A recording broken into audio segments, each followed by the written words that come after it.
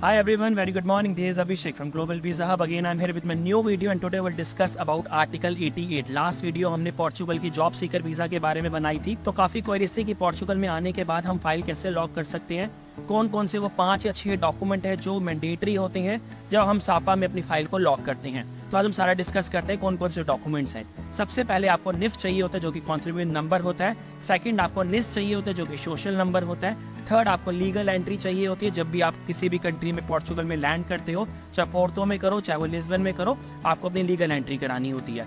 Fourth document जो होगा वो आपका स्टे होगा, कहाँ पे आपने स्टे किया है। फिफ्थ डॉक्यूमेंट जो होगा वो होगा आपका पीसीसी, अगर आपके पास पीसीसी है तो ठीक है, अदरवाइज नो प्रॉब्लम, वो आप at the time of your TRC also you can submit that document.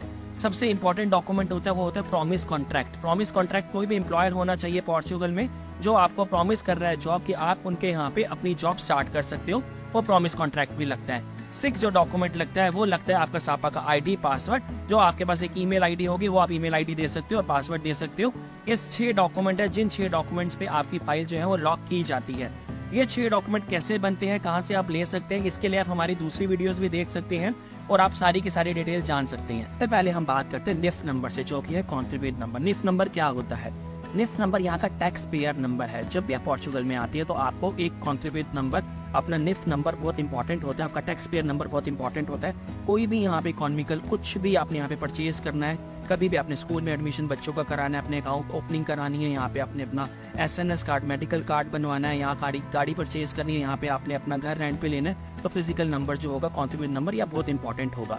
वो कैसे बनता है? आपने यहाँ पे नियर बाय अपने फाइनेंस ऑफिस जाना है, आपके पास एक लोकल गारंटर होना चाहिए, कोई पोर्तुगीज गारंटर होना चाहिए जो आपकी गारंटी देगा, जिसके पास या तो करताउन द सिदा दे, या तो उसके पास अपना रेजिडेंट परमिट हो या टीआरसी हो, वो आपकी एक गारंटी देके आपका अपने बिहाफ पे आपका जो निफ है वो अप्लाई कर सकता है। सेम डे आप निफ ले सकते हैं फाइनेंस ऑफिस जाके, उसका कोई चार्ज नहीं होता। अगर आप किसी लीगल लॉयर को हायर करेंगे या किसी लीगल गारंटर को हायर करेंगे, वो 100 यूरो से 150 यूरो लेगा और आपका निफ जो है अप्लाई कर सकता है। निफ सेम टाइम अप्लाई हो जाता है, 2 से 2.5 घंटे लगते हैं। पहले निफ हम सेम टाइम जाते थे और सेम टाइम बन जाता था, अभी थोड़ा सा रश हो गया है। फाइनेंस ऑफिस हम किसी भी सिटी में चले जाएं तो थोड़ा सा टाइम लगता है, हमें आपको स्लिप लेनी होती है, तो कम से कम 2 घंटे का प्रोसेस होता है, निफ आपके पास आ जाता है। अगर आपके पास गारंटर है तो वो टैक्स पेयर नंबर आप ले। अब हम बात करते हैं सोशल नंबर की, जिसको हम डिस नंबर कहते हैं।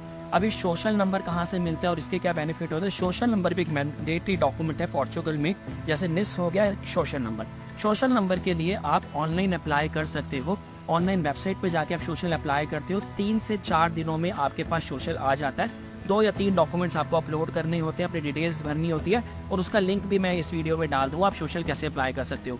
सोशल अप्लाई करना भी फ्री है, अगर आप किसी लीगल लॉयर की या किसी लीगल कंसल्टेंट की हेल्प लेंगे तो 50 यूरो से 80 यूरो कोई भी आपसे चार्ज करेगा और आपका सोशल कार्ड जो है वो अप्लाई कर देगा। और निस भी आपका मैक्सिमम 1 वीक में आ जाता है। कभी कभी निस को वेरिफिकेशन होने में हो सकता है 10 दिन में लगे, वैसे 8 से 9 दिन में सोशल भी आपका आ जाता है। अब थर्ड डॉक्यूमेंट की बात करते हैं जो काफी इंपॉर्टेंट डॉक्यूमेंट है, लीगल एंट्री प्लस आपका प्रॉमिस कॉन्ट्रैक्ट। लीगल एंट्री क्या होता है? जब भी आप पोर्चुगल में आते हो, चाहे आप स्विट्जरलैंड से आ रहे हो, चाहे आप इटली से आ रहे हो, स्पेन से, ग्रीस से, लाटविया से, लिथुनिया से, शेंगेन के किसी भी पार्ट से आ रहे हो, या आप इंडिया से डायरेक्ट आ रहे हो, या पाकिस्तान से डायरेक्ट आ रहे हो, किसी भी कंट्री से डायरेक्ट आ रहे हो, विद इन यूरोप या आउट ऑफ यूरोप, कहीं से भी आप आओगे तो आपको पोर्चुगल में सेफ में ये इन्फॉर्म करना है ऑनलाइन जाके कि आप इस दिन पोर्चुगल में आपने एंट्री करी है, किस फ्लाइट से करी है, कब एंट्री करी है, क्या आपका पासपोर्ट नंबर है, क्या आपका फुल नेम है।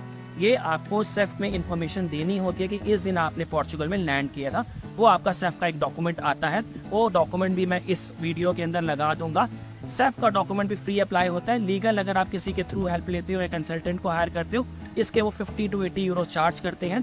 सबसे इंपॉर्टेंट डॉक्यूमेंट जो मैंने आपको बताया था, आपका प्रॉमिस कॉन्ट्रैक्ट। यहाँ पे थोड़ा सा इशू आता है क्योंकि प्रॉमिस कॉन्ट्रैक्ट इतनी जल्दी आपको नहीं मिलता, क्योंकि आपको जॉब नहीं मिलती। पोर्चुगल में जॉब ढूंढना बहुत ही टफ है। पोर्चुगल में कहीं ऐसा भी होता है कि 3-3, 4-4 महीने भी लोग वेट करते हैं लेकिन जॉब्स नहीं मिलती। सीजन टाइम पे फार्मिंग की जॉब मिल जाती है, कंस्ट्रक्शन की मिल जाती है, लेकिन जब सीजन नहीं होता तो जॉब्स के लिए काफी वेट करना पड़ता है। अब प्रॉमिस कॉन्ट्रैक्ट जब आपको मिल जाता है, आपको कोई भी एम्प्लॉयर आपको ये गारंटी देता है कि आपके पास एक कॉन्ट्रैक्ट लेटर है, जॉब कॉन्ट्रैक्ट लेटर है, आपको वो अपने पास जॉब में रख रहा है और आप अपने उस जॉब लेटर को लगा के सापा में अपनी फाइल को लॉक कर सकते हो, फाइल में अपलोड कर सकते हो। जॉब कॉन्ट्रैक्ट नॉर्मल 10 से 15 दिन में अरेंज हो जाता है, जॉब्स अरेंज हो जाती हैं। इसके लिए भी आप लीगल हेल्प ले सकते हो।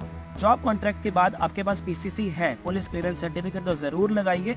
और मैं यही सजेशन देता हूँ, इंडिया से कहीं से भी आप आते हैं तो पीसीसी लेके आइए, उसको अपोस्टल जरूर कराइए मिनिस्ट्री ऑफ अफेयर से, और उसको अपलोड कर दीजिए, क्योंकि वो फाइल आपकी स्ट्रांग हो जाती है। आईडी और पासवर्ड हर किसी के पास होता है, तो वो आईडी और पासवर्ड आप दे सकते हैं, क्योंकि जैसे ही आपकी फाइल लॉक होती है आपके पास एक मेल आती है सेफ से।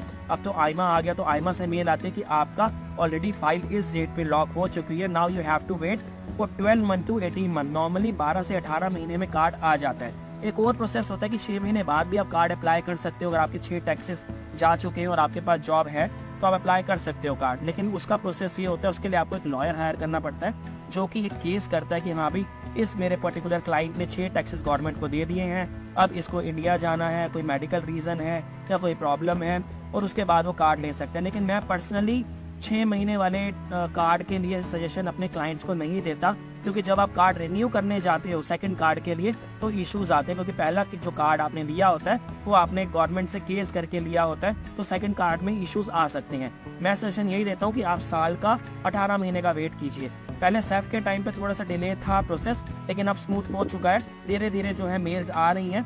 12 से 18 महीने कैसे पास हो जाते हैं जब आप जॉब कर रहे हो तो आपको पता नहीं चलता। 6 महीने में कार्ड लेना मैं सजेशन नहीं देता, बाकी that's up to you. If you want that services also, so we have that services also. So I think मैंने ये सारा प्रोसेस आपको बता दिया कि कैसे आप पोर्चुगल में फाइल लॉक कर सकते हो। अब अगर हम टोटल खर्चे की बात करें कि कितना खर्चा आता है पोर्चुगल में फाइल लॉक करने का, अप्रॉक्स 400 यूरो से 500 यूरो के आसपास का टोटल खर्चा आता है अगर आप पोर्चुगल में आके अपनी फाइल को लॉक कराते हो आर्टिकल 88 में। मैंने पूरी कोशिश की है कि इस वीडियो में आपको सारा प्रोसेस बता दूं कि हम कैसे फाइल को लॉक करते हैं पोर्चुगल में। स्टिल अगर आपको लगता है कि कोई वीडियो में कुछ मुझसे मिस हो गया, कोई इन्फॉर्मेशन मैंने नहीं दी, तो आप नीचे दिए नंबर पे हमसे बात कर सकते हैं। किसी को कोई भी लीगल सर्विस पोर्चुगल में चाहिए तब भी आप हमसे कांटेक्ट कर सकते हैं। प्लीज़ आप हमारे चैनल को शेयर कीजिए और सब्सक्राइब कीजिए। Thank you very much.